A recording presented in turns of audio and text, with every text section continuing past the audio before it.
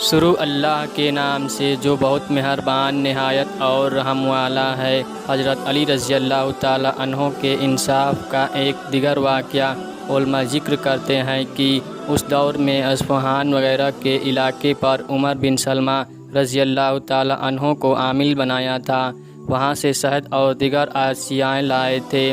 حضرت علی مرتضیٰ رضی اللہ تعالیٰ عنہ کی خدمت میں جب حاضر ہوئے تو وہ شہد اور دیگر چیزیں حضرت علی رضی اللہ تعالیٰ عنہ کی خدمت میں پیش کیے۔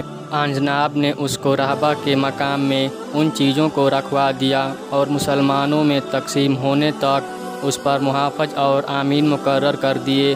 اس دوران میں جناب کی صاحبزادی کلثوم بنت علی رضی اللہ تعالیٰ عنہ کو اس مال کی آمد کی اطلاع ہوئی تو انہوں نے مال کے امین کے پاس آدمی بھیجا کہ شہد اور گھی کے مسکیجوں میں سے ایک ایک مسکیجہ ہمیں دے دیا جائے، ہمیں ضرورت ہے۔ حضرت علی رضی اللہ تعالیٰ عنہ نماز کی طرف جب تشریف لے گئے تو اس مال کو شمار کر کے گئے تھے۔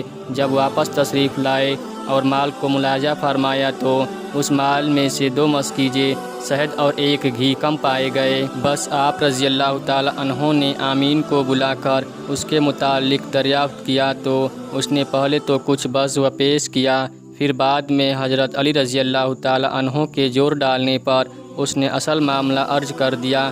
آپ کے صاحبزادی کلثوم نے اس طرح آدمی بھیجا ہے اور میں نے انہیں یہ دونوں مسکیجے بھیجوا دیے ہیں۔ اس حقیقت حال معلوم ہونے پر حضرت علی مرتضیٰ رضی اللہ تعالیٰ عنہ نے اپنی صاحبزادی کلثوم رضی اللہ تعالیٰ عنہ کی طرف قاصد بھیجا کہ یہ دونوں مسکیجے شہد اور گھی کو واپس کر دے۔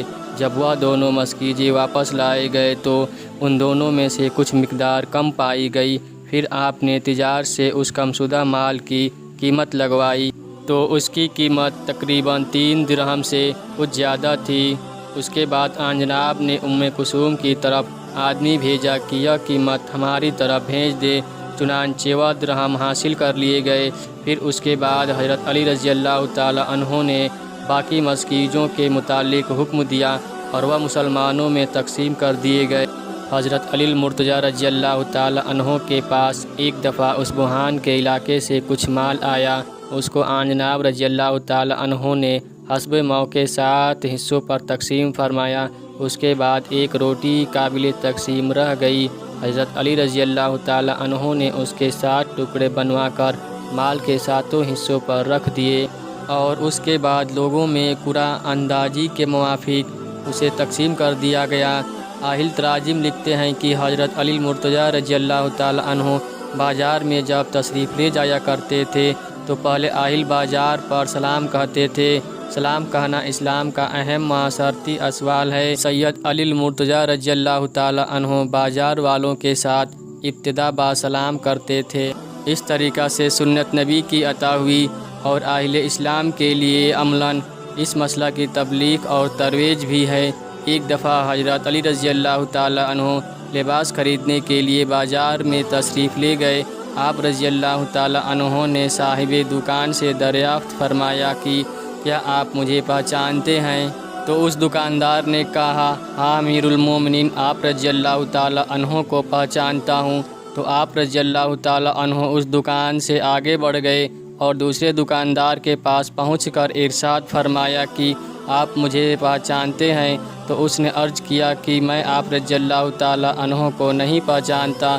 تو آپ رضی اللہ تعالیٰ عنہ نے اس سے قمیض کے لیے کپڑا خریدا اور اس کپڑے کا قمیض تیار کروایا۔ اللہ تعالیٰ کی حمد و ثنا ذکر فرمائی۔ اس نیت کے واقعہ سے جناب رضی اللہ تعالیٰ عنہ کا مقصد ظاہری طور پر یہی ہے کہ جان پہچان والے شخص سے اگر اشیاء کی خرید کریں گے تو وہ بیچارہ لحاظ کم قیمت لگا کر روایتاً فروخت کرے گا اور اس صورت میں اسے خسارہ برداشت کرنا پڑے گا، جبکہ غیر متعارف شخص سے یہ بات صادر نہ ہوگی بلکہ وہ خرید شدہ اشیاء کی پوری قیمت وصول کرے گا اور اس طرح وہ کسی خسارہ میں نہیں رہے گا۔ یہ حضرت علی مرتضیٰ رضی اللہ تعالیٰ عنہ کا کمال تقوی اور دیانتداری ہے، جس کی نظیر کا پائے جانا دشوار ہے۔ یہ اہل تقوی کا اعلیٰ کردار ہے۔ جو عام لوگوں میں کم پایا جاتا ہے۔ محدثین نے بازار سے متعلق حضرت علی المرتضیٰ رضی اللہ تعالی عنہ کا ایک اور عجیب واقعہ نقل کیا ہے کہ ایک دفعہ حضرت علی المرتضیٰ رضی اللہ تعالی عنہ بازار میں تشریف لے گئے۔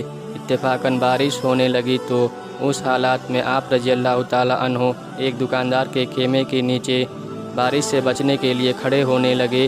وہ صاحب خیمہ جو آپ رضی اللہ تعالی عنہ کو پہچانتا نہیں تھا، آپ رضی اللہ تعالی عنہ کو خیمے سے باہر نکالنے لگا تو حضرت علی المرتضیٰ رضی اللہ تعالی عنہ فرما رہے تھے کہ میں بارش سے بچنے کے لیے خیمے میں پناہ لے رہا ہوں۔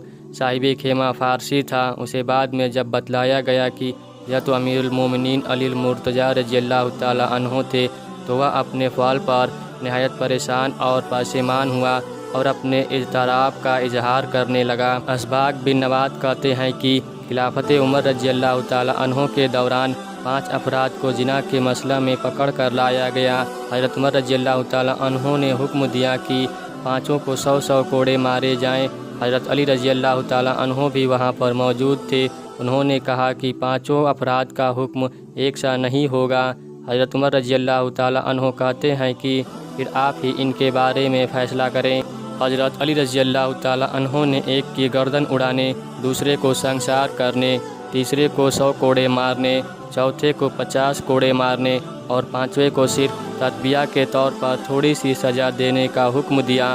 حضرت عمر رضی اللہ تعالی عنہ اور دیگر حاضرین حضرت علی رضی اللہ تعالی عنہ کے اس فیصلے سے تعجب کرتے ہوئے پوچھتے ہیں کہ اس کی وجہ کیا ہے کہ سب نے ایک ہی عمل کیا ہے مگر آپ نے سزا سب کی مختلف مقرر کی ہے۔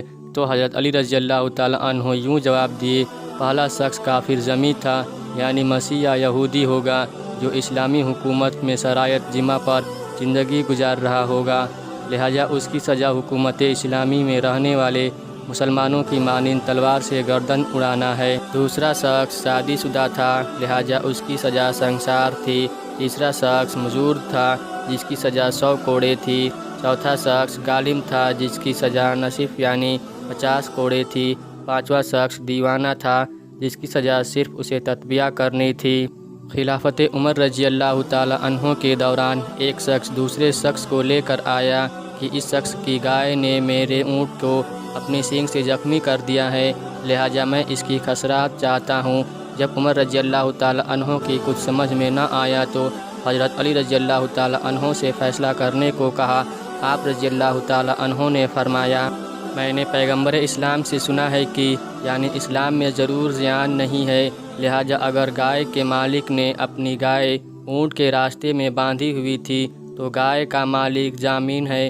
تحقیق کرنے کے بعد پتہ چلا کہ مسئلہ کچھ ایسا ہی تھا، لہٰذا حضرت علی رضی اللہ تعالی عنہ کے فیصلے کے تحت حضرت عمر رضی اللہ تعالی عنہ نے گائے کے مالک سے اونٹ کے مالک کو اس کے اونٹ کے زخمی ہونے کی خسارت دلوائی۔